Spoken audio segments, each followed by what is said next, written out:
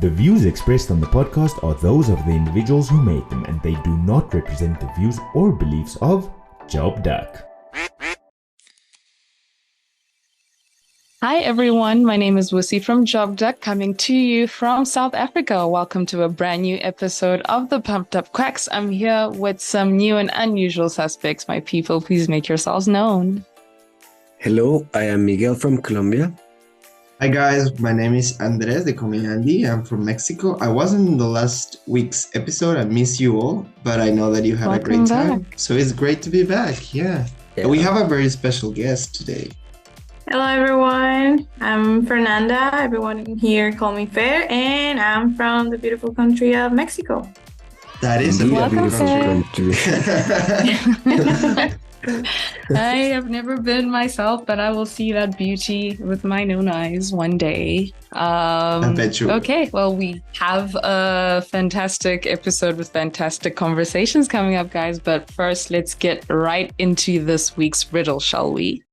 Without a bridle or a saddle, across a thing I ride a straddle, and those I ride by help of me, though almost blind are made to see. What am I?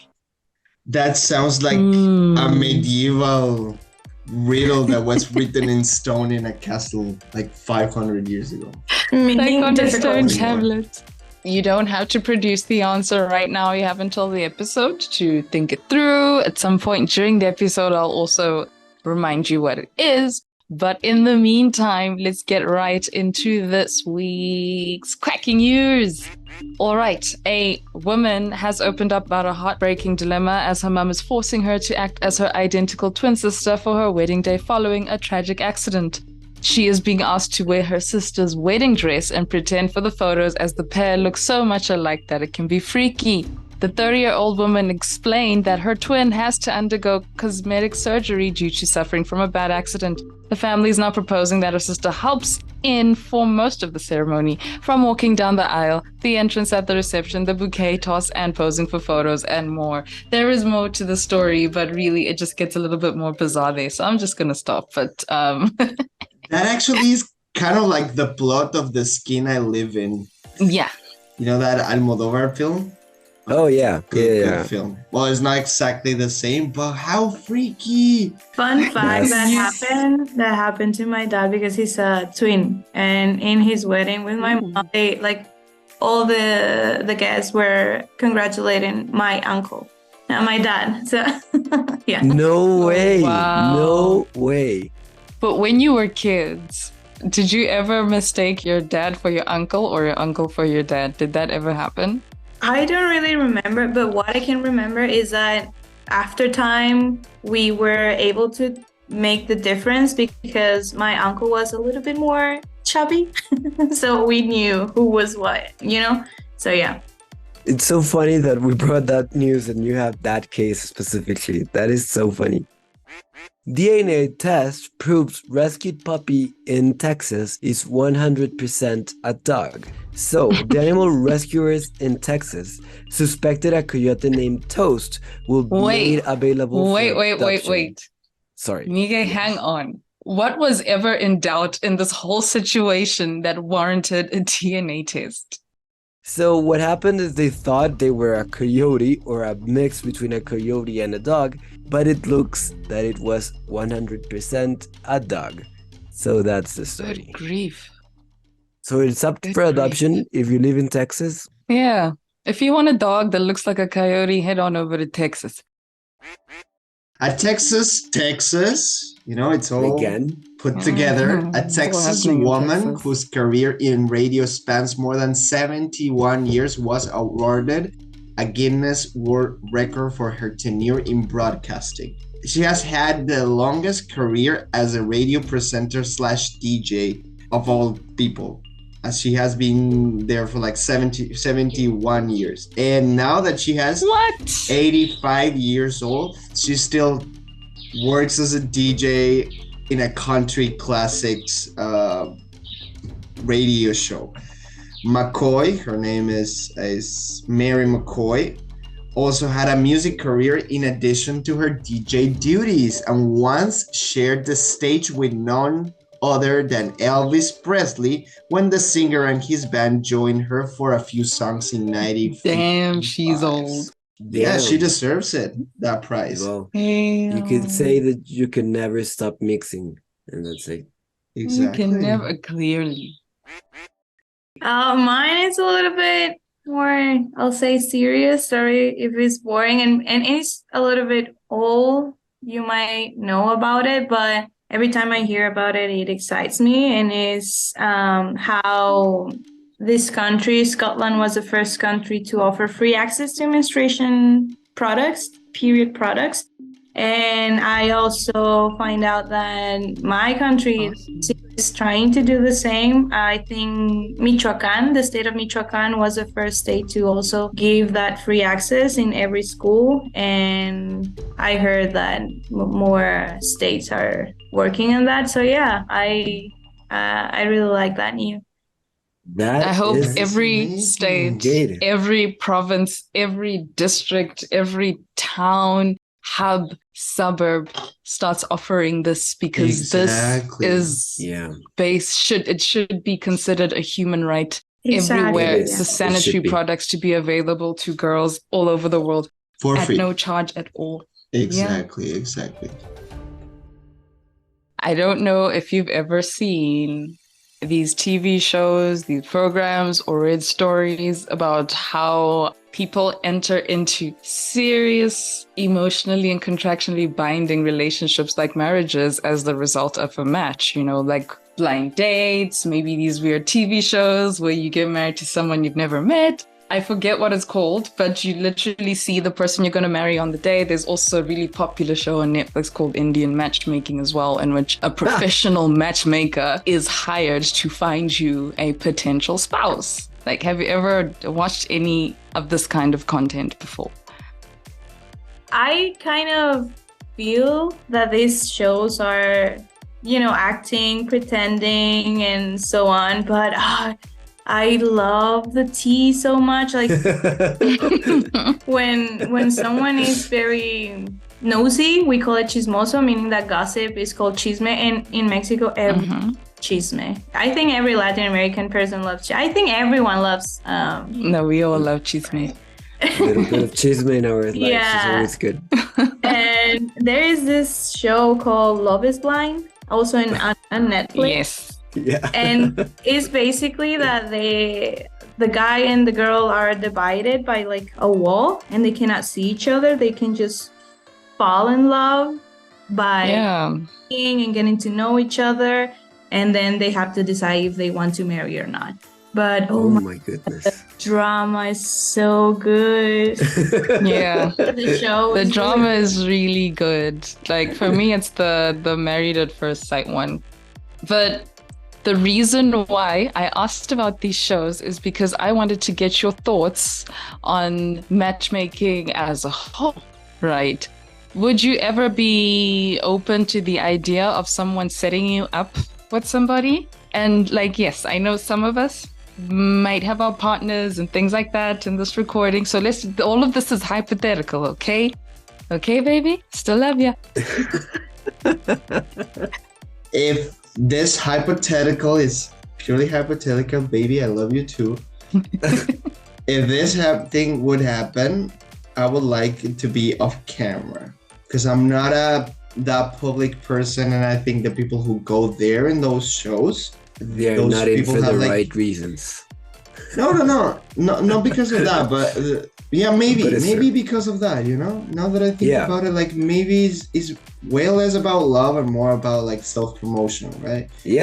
Well, and I'm a person who I believe I don't need self-promotion, but I've never feel that comfortable until and also I think relationships are a very personal thing, right? So opening up that just allows everybody to have an opinion about it. People are going to talk about you and how you look and that kind of stuff. So that's the thing when you open your private life to people to peek in. It looks fun at the end. I don't know. Right? Just get a free trip out of it. go to some exotic island and run around in bikinis and swimming shorts every day causing drama. But would you ever put yourself through a process in which you're being matched with someone? You are not making this choice. You have no autonomy over choosing this person. Well, if the premise of there is someone that is going to find you, the love of your life, and that's it, right? How would you say no, right? Why would you say no? Yeah, as a premise, right? You know, you have a friend that knows a friend that may be a good match with you. If you do it in that case, like, why won't you let an algorithm set you up with a person that is supposed to be a perfect match, you know? So I think that's chances. But what do you think about it? I don't know. Like, I will take the chance, but also it depends which friend is setting you up with this mysterious person. I mean, yeah, it's not like, oh, I'm gonna follow the lead of the friend that is always making jokes, that is not serious, that is, because I know that date is going to go bad. I don't know. But yeah, I mean, if it's my best friend and they already know what I like, what I don't like, maybe I can take that chance. Yeah. Like, just as an adventure, right? Because sometimes you'd be curious. Like, you want to see this person that is supposedly a good match for you. Like, I want to see what you think is a good match. Like, what constitutes a good match? I think it just involves being open-minded, really. And if you don't like it, you can always say no and just disappear or something. Yeah. Disappear into the void. Ghosting. We do not encourage ghosting, guys. Please do not nice ghost. Cancellation text will. We have to add that to our disclaimers. But you know which dating show-ish I like? Have you seen Blind Dating on YouTube? No. It's like there's like a guy. Well, sometimes it's like a guy with girls, a girl with guys, or guy with guys, girl with girls. You know, so and they put up a curtain, 5 people. Oh, I see. And they start it on TikTok. No. I think that's funny. So you have to eliminate a person per round based on like an outfit or their voice or a cosplay. So I think it really blend with the times that we have in. So that shows that the dating shows are not dead. So I think never dead. They're never dead. No, but I like the way they invented this whole concept. I think it's really fine, and you don't need a very specific setup for these kind of shows, how they shoot them. But I like it. It's actually very. It's entertaining. What? Yeah. Like addictive. And you would put in their shoes, right? You would say, "Oh, I would pick that one." No, I would not pick that one because this stuff. And then you see the date, and you would be like, "Oh my goodness." No, I especially like the one that everybody was doing cosplay. So I've seen that one. I've seen it.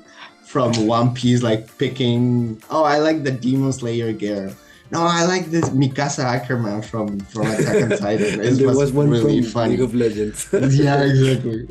It was really funny. I was just gonna say that.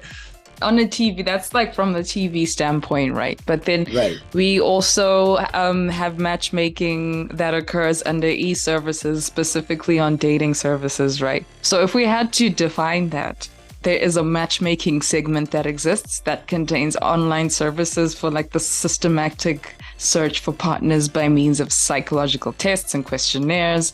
And the main characteristic for these services is the fact that the registered members search for life partners and are willing to enter into these committed relationships with these people that they're supposedly matched with. So when you think of services like this, the most basic one that springs to mind is Tinder, in which the match is just someone who happens to like you back, and then they're like, it's a match, right? Then you have other websites like Match.com where they do a little bit more in-depth things. They try to match you with someone that has similar interests and similar things that they're looking for and whatnot. Would you ever delve into those kinds of platforms? Like, how do you feel about that kind of matchmaking, which an algorithm is telling you, this one is for you?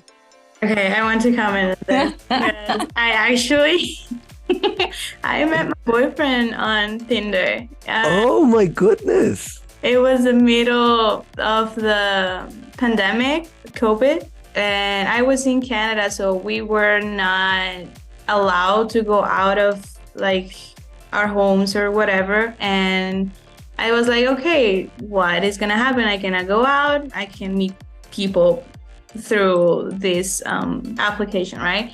And yeah, I met him there. He's from Brazilian living in Canada, and he is the most beautiful, kind person ever. Of course, before we met, I was like, give me your number, give me your location. Are you real? Everything, because I'm not gonna risk it, right? But yeah. Yeah, so we can say in Fernanda's case that the algorithm worked. Yeah, Well, as someone who is alone and has been in all of those worlds of Tinder, Bumble, and there's one called Hinge, but it's not here. As someone who has been in those worlds and has, as you can see, they have not worked because I'm still single. They're interesting, right? You could talk to someone and you could see someone, and it's a matchmaking process in what you think you have similar interests, and then you have similar like even schedules or even a way of thinking. Like you could match with someone who doesn't like emo music, and you don't have to match that, but you could match on other stuff. Like you could have the similar taste in plants. You could go to dinner. You would like dinner more than you would like partying, or would you like partying more than would you like dinner? That kind of stuff is what makes it good. Yeah, I think at the end of the day, sometimes whether you take an organic approach and it works for you, that's great. If you want to be matched, whether it be by way of a friend or a TV show and an app, you do what works for you. Just be careful. There's a lot of creepy creepers on the internet out there, okay, people? Yeah. Before we get lost in this valley of matchmaking, I just want to remind you guys about our riddle. Without a bridle or a saddle, across the thing I ride a straddle. And those I ride by help of me, though almost blind, are made to see. What am I? Who will claim victory in this week's riddle? Me or my victims? Find out at the end of the episode. Break time. If you speak English and you don't have a job, go to jobdoc.com and try it out. Job Doc. So one of the interesting things about our guest today is that she is part of JobDuck's matchmaking team. Before we go any further, Fernanda, would you please do us the honor by defining what the matchmaking process is for our listeners? Of course. So for the matchmaking team, we first receive the profiles, right? We receive the candidates and then we register them into our systems, our spreadsheets and all that. So they are ready to be matched to a client. So we have the amazing coordinators and they are in charge to ask the clients what do they need, what experience they are looking for, what traits and so on. So they pass that information to us and we have to look into that. And that's when the matchmaking magic starts. We look into that information and then we go to we call it our pond, where we have all the candidates and already tell us where they are from, their traits, what working and studying experience they have, what programs they are familiar with, etc., etc. So we filter that pond in order to find a profile that best matches with what the client needs. And there you go. We send the profiles and then the clients look into their videos, their resumes, and so on. And they're the ones who decide if they want to move on and have an interview with those candidates or not. Okay. So basically, just like the dating apps and all of that, where you say, I'm looking for this, and that, and the other, that's how the matching happens. Yeah. For the time it takes for the process, is it the same for everybody? It's different. It depends on the case. It depends on what experience do you have, also on what you placed on your resume, as more complete it is going to be better, because then, I don't know, the client won't be asking like, oh, but I don't see that he or she is familiar with, I don't know, Microsoft Office. Like for example, for Latin Americans, at least here in Mexico, everyone knows about PowerPoint, Excel, Word, and so on. But the clients won't know that. And you have to place that on your resume. You have to place what program familiar with, what experience do you have, what studies, what let's say certificates, like courses that you have take, or whatever you have done, just place it in your resume. Yeah, that is an excellent tip, by the way, for those candidates who are looking for it to be matchmake, like, and those who want to have to start the process. It's important that you have your skills, the certificates that you have, the experience that you have, what college did you study at. All of that information is really important for the matchmaking process. So don't forget that when you're going to apply. Yeah, if you have, if you know any other languages, if you went somewhere else in the world to study, that also counts, like an internship or whatever. It is going to be seen by the client, and that counts. Would you encourage people to like add everything they have, or to select what they're adding to their profiles? For example, sometimes we have found resumes with whole, right? Like they were working from, let's say, 2015 until 2018, and then there is a hole, and they started to work until 2022. Right. That sometimes worries the client. Or for example, if you were just working for a few months in a company, they will say like, oh, maybe this person is not willing to stay with me for the long road, and that worries them. So they will say like, oh, the profile is great, blah, blah, blah, but I saw this and I would like to see another profile just in case. And clients are like that. I mean, sometimes we have had clients that are like, oh my God, this profile, the first profile that we sent, and they're like, it's amazing. It has all the traits that I need, all the experience that I need. I like the communication skills, but I won't go with the first, and I would like to see another profile, right? And sometimes they go for the second profile, they see it, and they're like, no, I would like to go back with the first one. But then the first is already matched to another client. So it depends on the case. It depends on the client. It depends on your resume, your videos, on everything. Right. That is super interesting, like to see that there's what the clients want and what the skills we have as candidate, and all of your skills, all of your experience is important to show, not only to show what you can do, job doc, but to the clients, and they would look for something specific, and that's what they're looking for at the end. So that's really interesting. And that also brings me to my next question. You've mentioned that the client will take a look at every aspect of a potential candidate's resume, right? Would you say that that is the main reason why there is a huge need for candidates to be very particular and meticulous when they prepare all of their things, like when they prepare their resumes, not to have little errors that can translate a bigger message to the person who might see that resume in the end, you know? A lot of people also want to ask us why the English proficiency tests and things like that. So would you say that this is the reason why we need to be careful with this, and that's the reason why we also look for these English proficiencies, because these clients need you to speak English? Yeah, that's another one. The proficiency and their grammar in the documents that they send, because they have to do kind of like an essay where the client is going to see their writing skills.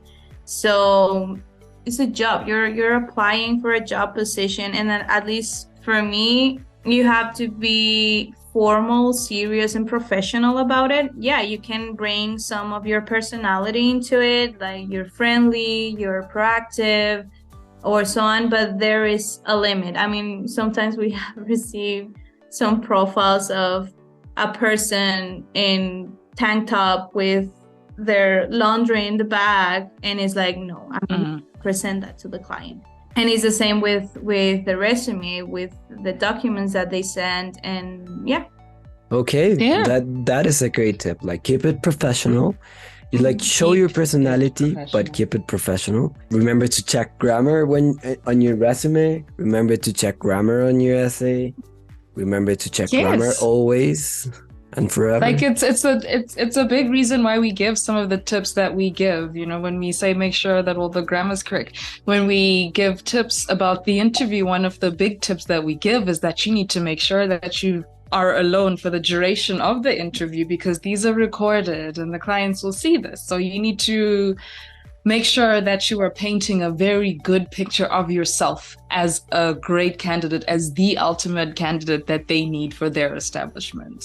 You know, exactly. So rounding off this conversation, what are other tips would you say candidates need to keep in mind when they are preparing their profiles? Something that makes them more match worthy for a client? The first one that comes into my mind is use Grammarly. I mean, if you are the best person with great grammar skills or what, still use Grammarly. It's gonna help you a lot. I mean, I use it every time, and I mean, I think my English is fine, is nice, but I still use it because you never know. I mean, I even make mistakes when I'm speaking in Spanish, which is my native language.